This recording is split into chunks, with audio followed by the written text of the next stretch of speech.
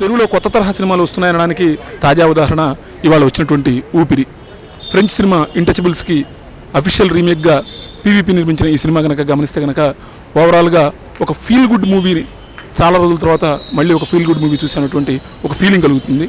అంటే regular commercial సినిమాలు అలానే ఒక రెగ్యులర్ మాస్ మసాలా సినిమాలకి భిన్నంగా వెళ్ళినటువంటి ప్రయత్నం.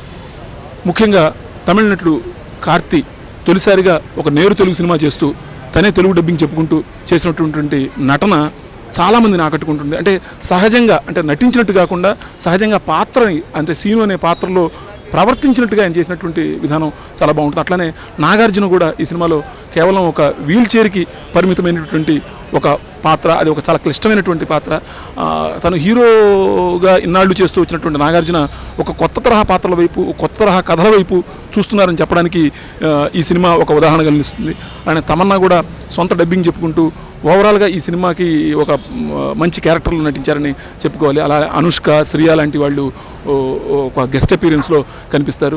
సినిమాని గమనిస్తే కనుక ఫస్ట్ హాఫ్లో మీకు ఒక మంచి ఎమోషను, అలానే చాలా ఎంటర్టైన్మెంటు, అదే సమయంలో ఒక సెలబ్రేషన్ ఆఫ్ లైఫ్ అని వాళ్ళు పెట్టిన క్యాప్షన్కి తగ్గట్టుగా అటువంటి సన్నివేశాలు చాలా ఆకట్టుకుంటాయి. సెకండ్ హాఫ్కి వచ్చేటప్పటికి కొంత పేస్ తగ్గినట్టు అనిపిస్తుంది. కాకపోతే ప్యారిస్లో చూపించినటువంటి సీన్లు, ప్యారిస్ దృశ్యాలు అవి కొంత ఆకట్టుకుంటాయి.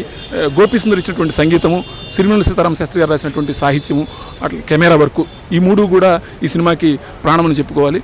ఓవరాల్గా చూస్తే కనుక ఈ సినిమాని ఒక మంచి సినిమా చూడాలి, ఒక ఇంటిలిపాది కలిసి ఒక ఫీల్ గుడ్ మూవీ చూడాలి అనుకునే వాళ్ళకి ఈ సినిమా ఒక తాజా వాళ్ళందరూ వెళ్ళి చూడడానికి ఒక అవకాశంగా కనిపిస్తుంది.